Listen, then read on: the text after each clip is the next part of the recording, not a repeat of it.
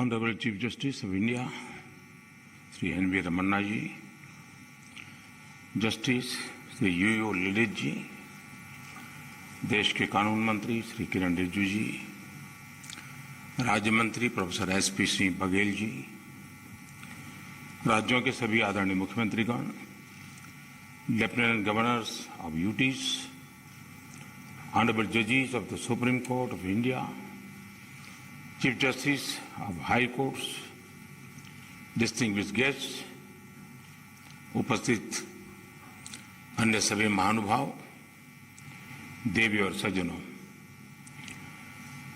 राज्य के मुख्यमंत्रियों और हाई कोर्ट के मुख्य न्यायाधीशों की ये ज्वाइंट कॉन्फ्रेंस हमारी संवैधानिक खूबसूरती का सजीव चित्रण है। मुझे खुशी है कि इस अवसर पर मुझे भी आप सबके बीच कुछ पल बिताने का अवसर मिला है। हमारे देश में जहां एक और जुडिशरी की भूमिका संविधान संरक्षक की है, वहीं लेजिस्लेचर नागरिकों की आकांक्षाओं का प्रतिनिधित्व करता है।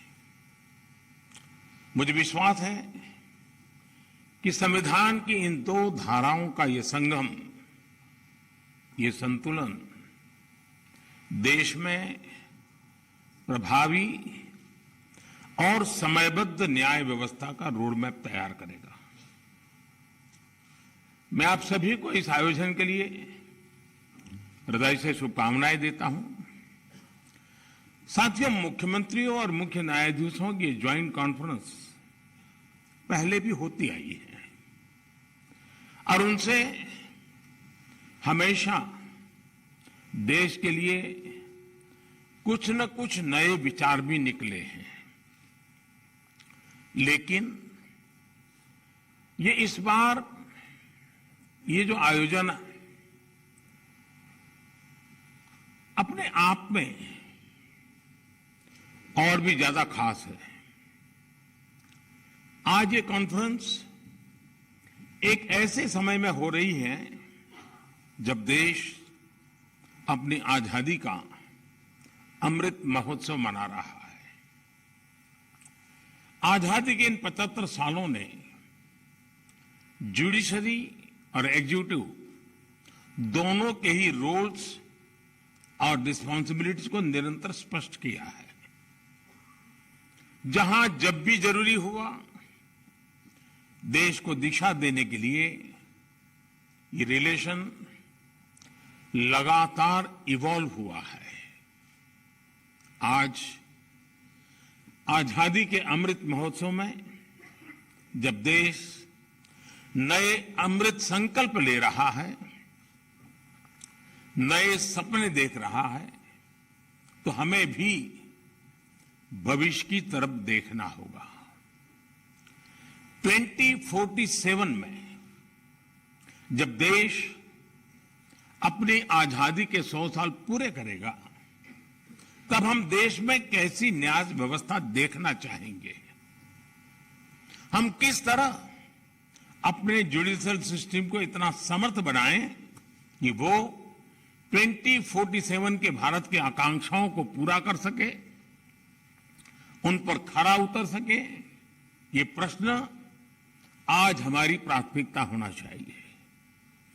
अमृत काल में हमारा विजन एक ऐसी न्याय व्यवस्था का होना चाहिए जिसमें न्याय सुलभ हो, न्याय त्वरित हो और न्याय सबके लिए हो। साथियों, देश में न्याय की देरी को कम करने के लिए सरकार अपने स्तर से हर संभव प्रयास कर रही है। हम जुडिशियल स्ट्रेंथ को बढ़ाने के लिए प्रयास कर रहे हैं। जुडिशियल इंफ्रास्ट्रक्चर को बेहतर करने की कोशिश चल रही है। केस मैनेजमेंट के लिए आईसीटी के इस्तेमाल की शुरुआत भी की गई है। सबऑर्डिनेट कोर्ट्स और डिस्ट्रिक्ट कोर्ट से लेकर हाई कोर्ट तक वैकेंसीज को भरने के लिए भी प्रयास हो रहे हैं। साथ ही जुडिशियल इंफ्रास्ट्रक्चर को मजबूत करने के लिए भी देश में व्यापक काम हो रहा है। इसमें राज्यों की भी बहुत बड़ी भूमिका है। साथियों, आज पूरी दुनिया में नागरिकों के अधिकार के लिए, उनके सशक्तिकरण के लिए टेक्नोलॉजी एक इंपॉर्टेंट टूल बन चुकी है। हमारे जुडिशियल सिस्टम में भी टेक्नोलॉजी की संभावनाओं से आप सब परिचित हैं। हमारे ऑनरेबल जजेस समय समय पर इस विषय को आगे भी बढ़ाते रहे हैं। भारत सरकार भी जुडिशियल सिस्टम में टेक्नोलॉजी की संभावनाओं को डिजिटल इंडिया मिशन का एक जरूरी हिस्सा मानती है। उदाहरण के तौर पर ई कोर्ट्स प्रोजेक्ट को आज मिशन मोड में इंप्लीमेंट किया जा रहा है। सुप्रीम कोर्ट ई कमेटी के मार्गदर्शन में जुडिशियल सिस्टम में टेक्नोलॉजी इंटीग्रेशन और डिजिटाइजेशन का काम तेजी से आगे बढ़ रहा है। मैं यहां उपस्थित सभी मुख्यमंत्रियों और हाईकोर्ट के सभी चीफ जस्टिस से भी आग्रह करूंगा कि इस अभियान को विशेष महत्व दें, इसे आगे बढ़ाएं। डिजिटल इंडिया के साथ जुडिशरी का ये इंटीग्रेशन आज देश के सामान्य मानवी की अपेक्षा भी बन गई है। आप देखिए, आज कुछ साल पहले डिजिटल ट्रांजैक्शन को हमारे देश के लिए असंभव माना जाता था। लोगों को लगता था, लोग शक करते थे, अरे ये हमारे देश में कैसे हो सकता है। और ये भी सोचा जाता है इसका स्कोप केवल शहरों तक ही सीमित रह सकता है, उससे आगे बढ़ नहीं सकता है। लेकिन आज छोटे कस्बों और यहां तक गांवों में भी डिजिटल ट्रांजैक्शन आम बात होने लगी है। ये पूरे विश्व में पिछले साल जितने डिजिटल ट्रांजैक्शन हुए उसमें से 40% डिजिटल ट्रांजैक्शन भारत में हुए हैं।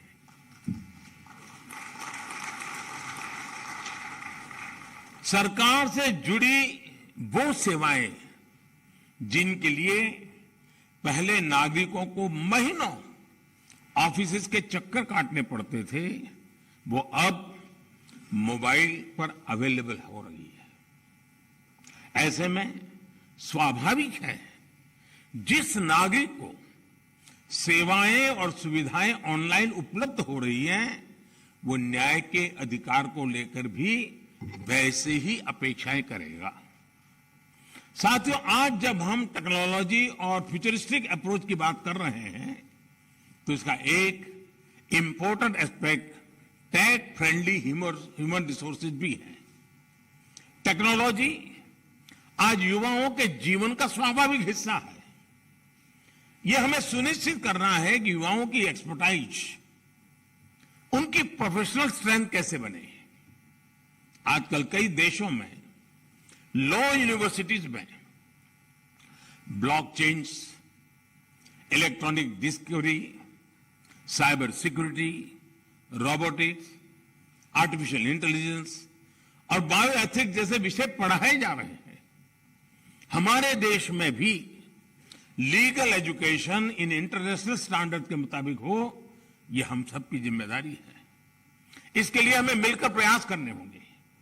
साथियों, हमारे शास्त्रों में कहा गया है, न्यायमूलम सुराज्यम स्यात्, अर्थात किसी भी देश में सुराज का आधार न्याय होता है।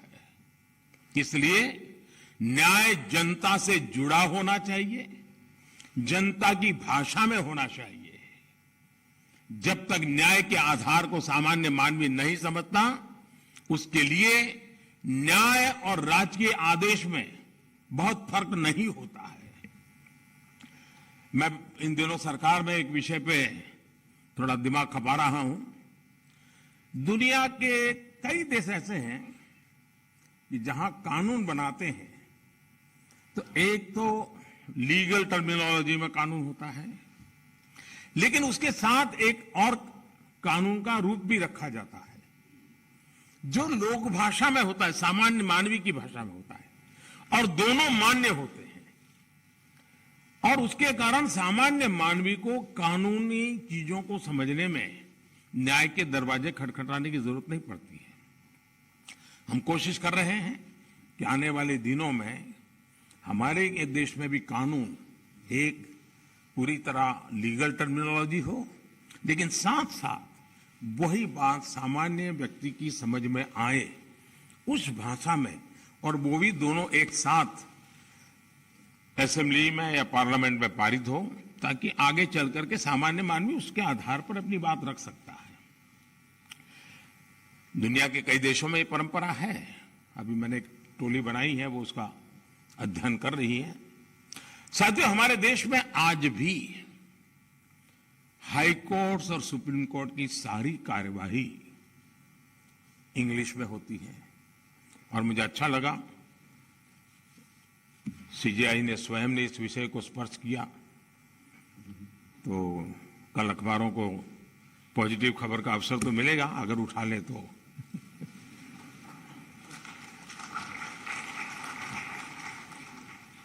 नहीं, उसके लिए बहुत इंतजार करना पड़ेगा।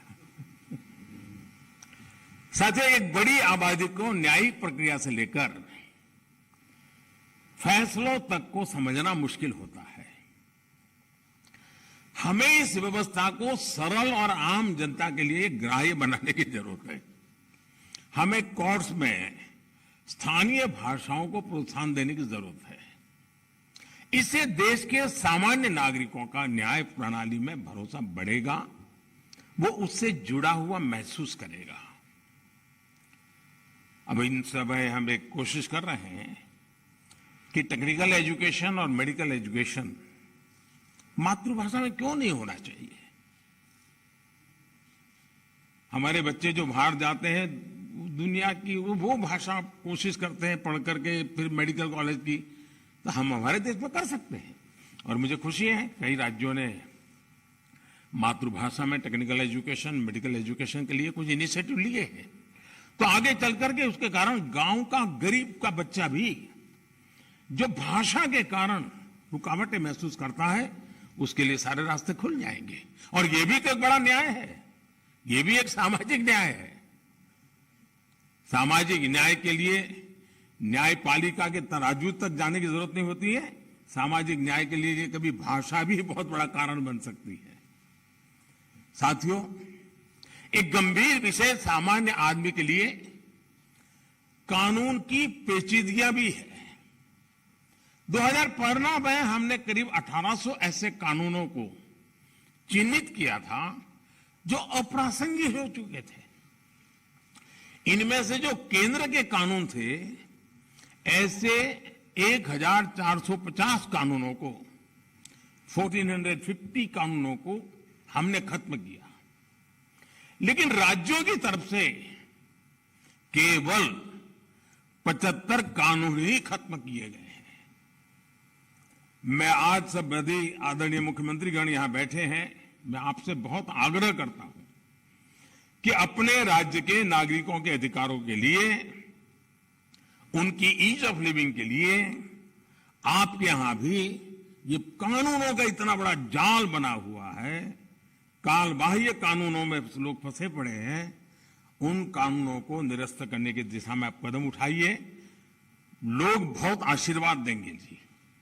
साथियों, न्यायिक सुधार केवल एक नीतिगत विषय या पॉलिसी मैटर ही नहीं है।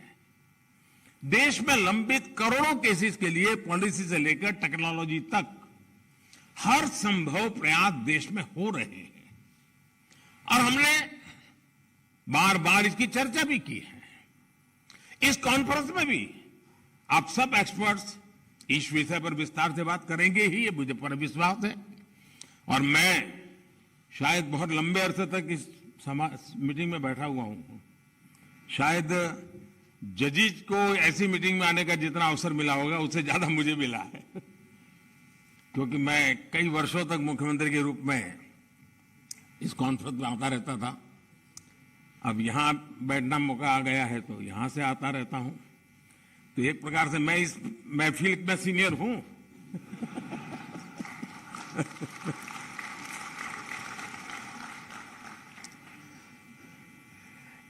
साथियों, इस विषय में जब मैं बात कर रहा था तो मैं मानता हूं कि इन सारे कामों में मानवीय संवेदनाएं जुड़ी हुई है। मानवीय संवेदनाओं को भी हमें केंद्र में रखना ही होगा। आज देश में करीब 3.5 लाख प्रिजनर्स ऐसे हैं जो अंडर ट्रायल है और जेल में है।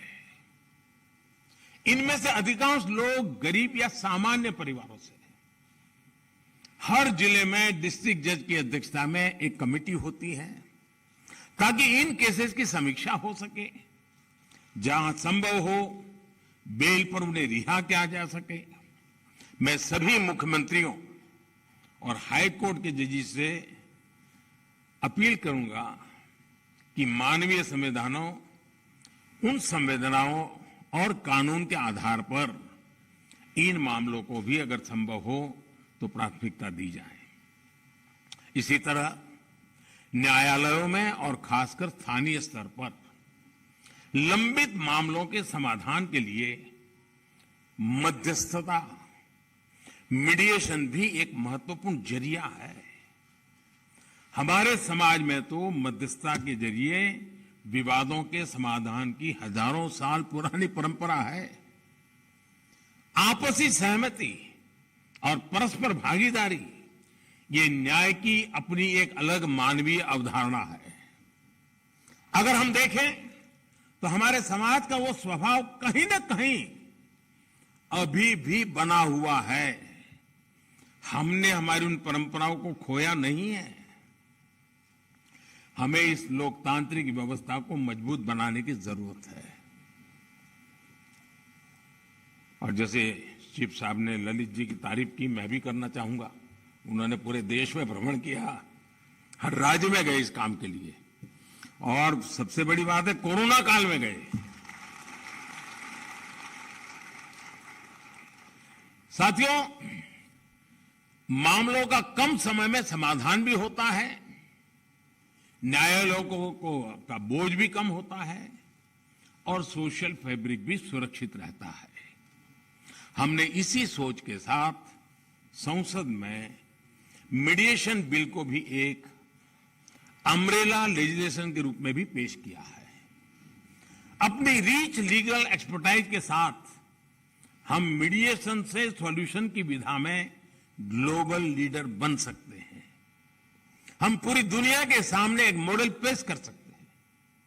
मुझे पूरा भरोसा है कि प्राचीन मानवीय मूल्यों और आधुनिक अप्रोच के साथ इस कॉन्फ्रेंस में ऐसे सभी विषयों पर आप सब विद्वज्जन विस्तार से चर्चा करके मंथन करके उस अमृत को लाओगे जो शायद आने वाली पीढ़ियों तक काम आएगा।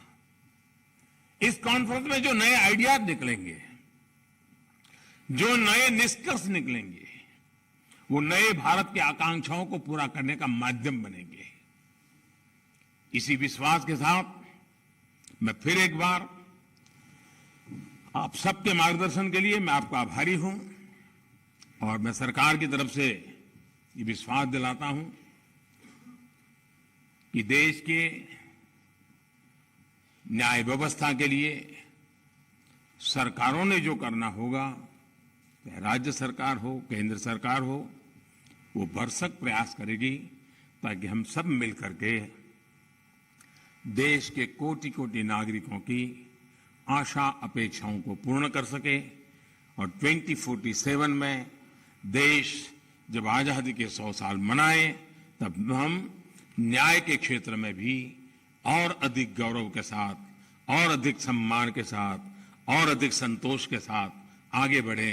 यही मेरी बहुत बहुत शुभकामना है। बहुत बहुत धन्यवाद।